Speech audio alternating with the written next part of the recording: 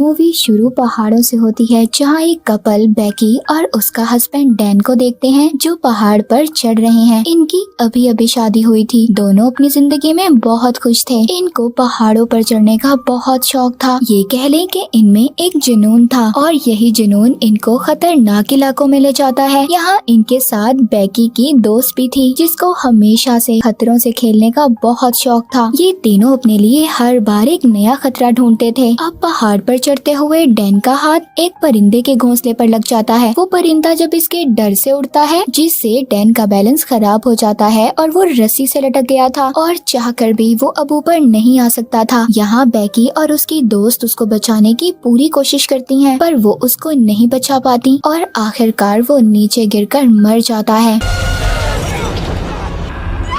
जिसके बाद हमें 1 साल बाद का सीन दिखाया जाता है। बेकी अभी भी अपने हस्बैंड की मौत के गम में थी और उसने अभी तक अपने पास डैन की अस्थियों यानी उसकी जली हुई हड्डियों को रखा हुआ था और साथ ही साथ वो अब शराबी भी बन गई थी, जिस वजह से उसकी जिंदगी पूरी तरह खराब हो रही थी। बेकी के डैड अपनी बेटी की ऐसी हालत देखकर काफी ज्यादा परेशान थे, इसीलिए बहुत टाइम के बाद वो उसकी सबसे अच्छी दोस्त को बुलाते हैं, जिसका नाम हंटर था, जो इसके और इसके हस्बैंड डैन के साथ पहाड़ों पर चढ़ाई किया करती थी। अपने हस्बैंड की मौत के बाद वो अपनी दोस्त से 1 साल बाद मिली थी। उसकी दोस्त हंटर कहती है, चलो ना हम दोबारा से कहीं चढ़ाई करते हैं, हमारा तो ये शौक था ना, तुम मेरे साथ चलो, तुम्हें अच्छा लगेगा। वो उसको एक पुराना टावर दिखाती है जो 2000 फीट लंबा था और ये टावर सहरा में था। वो कहती है, तुम मेरे साथ वहाँ जाना, जहाँ पर जाकर तुम अपने हस्बैंड की राख को ऊपर से बिखेर देना, तुम्हें अच्छा लगेगा और उसकी आत्मा को भी सुकून मिलेगा। बेकी सब बातों के बारे में बहुत सोचती है और आखिरकार वो ये फैसला करती है कि वो हंटर के साथ जाएगी। ये उसके साथ एंजॉय करना चाहती थी। दोनों अब अपने सफर पर निकल जाती हैं। रास्ते में ये खूब मस्ती करती हैं और अपने फोन पर वीडियोस भी बनाती हैं, पर इसी दौरान उनकी लापरवाही की वजह से दोनों के साथ हादसा होने वाला था। एक ट्रक जो बहुत स्पीड से आ रहा था इनकी गाड़ी को मारने वाला था, लेकिन ऐन वक्त पर ये अपनी गाड़ी को रोक लेती हैं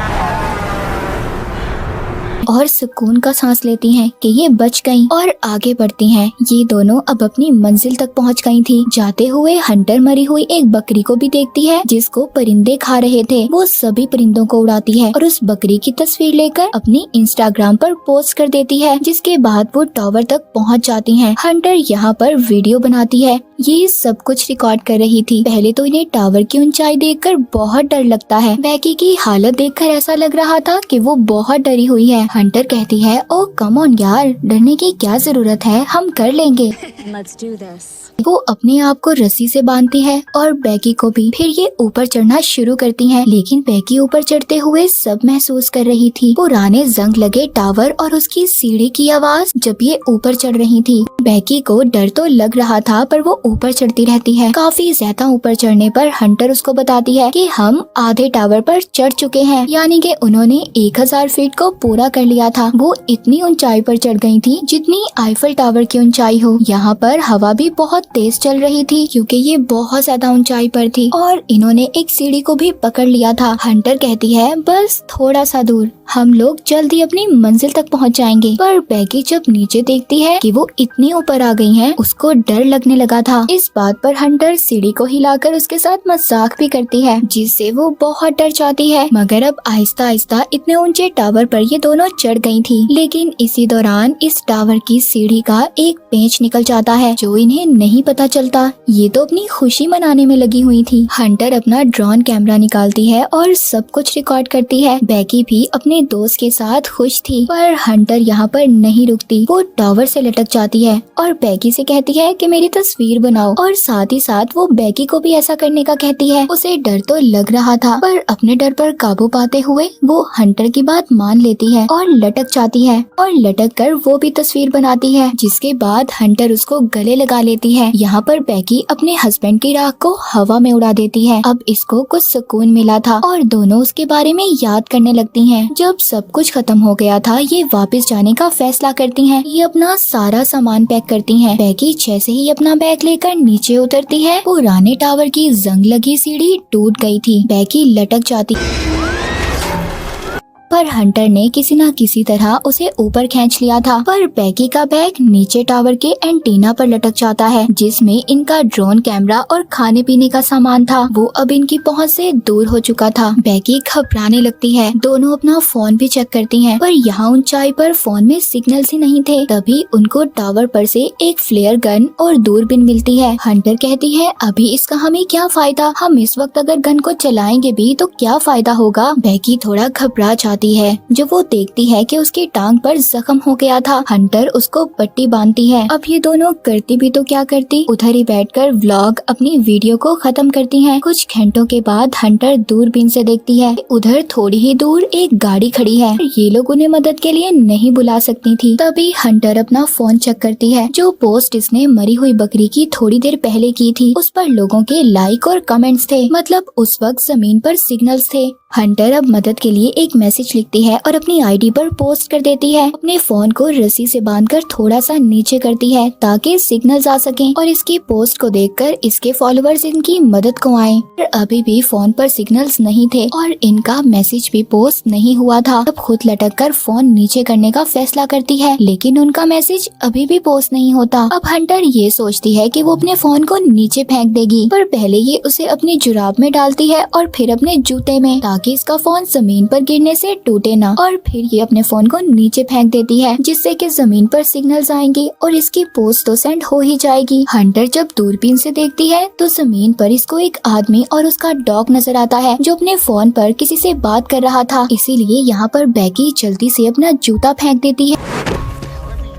ताकि वो आदमी कुछ नोटिस करे, मगर वो कुछ नहीं करता और चला जाता है। लेकिन बैगी यहाँ पर गन चलाने लगती है। हंटर उसको रोक देती है और कहती है, सूरज डूबने का इंतजार तो करो, हमें कोई ना कोई तो बचाने आएगा। रात हो गई थी। बैगी अपना वक्त गुजारने के लिए अपनी पुरानी वीडियोस देखती है, जिसमें वो अजीब बात नोटिस करती है कि हंटर उसको और उसके हस्बैंड को अजीब नजरों से देख रही थी। लेकिन तभी हंटर उसको फ्लेयर गन चलाने का बोलती है और साथ ही वो अपने फोन की लाइट को जलाकर इधर उधर करने लगती है। तभी उन्हें दो आदमी देख लेते हैं, पर वो उनकी मदद नहीं करते कि ना ही वो उन्हें साफ नजर आ रही थी। जाहिर सी बात है वो इतनी ऊंचाई पर जो थी। उल्टा वो आदमी उनकी गाड़ी चुरा कर भाग जाते हैं। अब यहाँ पर रात को ये सोने की कोशिश करती हैं। हंटर नीचे गिरने वाली थी, पर बैगी उसको बचा लेती है। तभी वो उसकी टांग पर बना हुआ एक टैटू देखती है, जिस पर 143 लिखा हुआ था। और यहाँ पर बैगी को याद आता है, वो जब भी अपने हस्बैंड डैन को आई लव यू बोलती थी, वो जवाब में उसको 143 बोलता था। यहाँ पर बैगी को ये बात पता चल गई थी कि उसके हस्बैंड और उसके दोस्त का आपस में रिश्ता था, और अब हंटर के पास भी कोई और दूसरा रास्ता नहीं था। वो बैगी को अपने और उसके हस्बैंड के बारे में सब कुछ बता देती है। बैगी ये सब सुनकर अजीब सी सोच में थी। हंटर उससे माफी मांगती है, लेकिन इसी दौरान बैगी अपने बैग को देख रही थी, जिसमें उसका ड्रोन और पानी भी था। हंटर कहती है, मैं जाऊंगी उधर तक तुम्हारे बैग को लेने के लिए। अब वो टावर के चारों साइड पर एक हुक डालती है और रस्सी से खुद को बांधकर लटक कर बैग लेने जाती है, पर अभी भी वो बैग तक नहीं पहुंच पाई थी। अब हंटर क्योंकि शुरू से ही न डर थी, इसीलिए वो रस्सी को छोड़कर एंटीना के ऊपर कूद जाती है और बैग ले लेती है। हालांकि अब रस्सी उससे दूर थी, लेकिन वो बैग से सेल्फी स्टिक को निकालकर उसकी मदद से बैग को रस्सी बांध देती है। अब वो एक खुद लंबी छलांग लगाती है, जिससे वो रस्सी को पकड़ लेती है। आहिस्ता आहिस्ता उसे पकड़कर वापस ऊपर चढ़ती है, मगर एकदम रस्सी उसे छूट जाती है और वो नीचे गिर जाती है। बैगी ये देखकर रोने लगी थी, पर जब वो थोड़ा सा नीचे की तरफ देखती है तो हंटर लटकी हुई थी। मतलब वो अभी भी जिंदा थी, मगर अब उसके हाथ जख्मी हो गए थे। वो अब खुद से ऊपर नहीं आ सकती थी। बैगी अपनी पूरी ताकत लगाती है उसको ऊपर खींचने में। आखिरकार उसने अपनी दोस्त को बचा लिया था। वो बैग से पानी निकाल कर पीती है, जिसके बाद वो एक नोट लिखती है और उसको ड्रोन पर लगाकर उड़ा देती है। मगर बदकिस्मती से जैसे ही वो थोड़ा सा आगे जाता है, उसकी बैटरी खत्म हो गई थी, जिस वजह से इन्हें उसको वापस बुलाना पड़ता है। अब रात हो गई थी। बैगी रात को देखती है कि उसकी दोस्त हंटर नीचे गिरकर मर चुकी है और उसकी लाश को परिंदे नोच नोच कर खा रहे हैं। पर जैसे ही वो जागती है, उसको पता चलता है ये तो सिर्फ उसका एक ख्वाब था। टावर के ऊपर चलती हुई लाइट को देखती है, तभी इसको आइडिया आता है कि वो ऊपर जाकर ड्रोन की बैटरी को चार्ज करेगी। अगली सुबह ये ऐसा ही करती हैं। बेकी ऊपर जाकर ड्रोन को चार्ज करती है और उस वक्त तक लटकी रहती है जब तक ड्रोन चार्ज ना हो जाए, जिसके बाद ये नीचे आती है। अब ये एक पेपर पर नोट लिखती है और उसको ड्रोन पर लगाकर उड़ा देती हैं। ये अपने ड्रोन को एक घर की तरफ भेजती हैं। इससे पहले ड्रोन घर तक पहुंच पाता गाड़ी से टकराकर टूट जाता है। ये यहाँ पर एक दिन इसी उम्मीद में गुजार देती हैं कि कोई इनकी मदद के लिए आएगा। बेकी की हालत बहुत ज्यादा खराब हो चुकी थी। अब वो एक दिन भी यहाँ नहीं गुजार सकती थी। तभी वो हंटर से उसका जूता मांगती है ताकि वो अपने फोन को नीचे फेंक सके दोबारा से मैसेज लिखकर, क्योंकि उसके पास कोई और दूसरा रास्ता नहीं था। पर हंटर उसको मना कर देती है। यहाँ पर हमें पता चलता है कि हंटर तो उसके साथ ही नहीं, वो तभी नीचे गिरकर मर गई थी जब वो बैग लेने के लिए गई थी। और बेकी का सिर्फ एक ख्याल था कि हंटर उसके साथ है ताकि वो खुद को अकेला महसूस ना करे। जब वो नीचे देखती है तो उसकी दोस्त हंटर की लाश परिंदे खा रहे थे। बेकी अब बहुत ज्यादा रोती है। अपने डैड के लिए एक मैसेज रिकॉर्ड करती है, एक आखिरी मैसेज। उसको भी अब ये उम्मीद नहीं थी कि वो बच पाएगी। अब सुबह हो जाती है। एक दिन और गुजर गया था। तभी एक परिंदा उसकी टांग पर निकलता हुआ खून देखकर उसे खाने आ जाता है। बेकी उस परिंदे की गर्दन तोड़कर उसे कच्चा खा जाती है,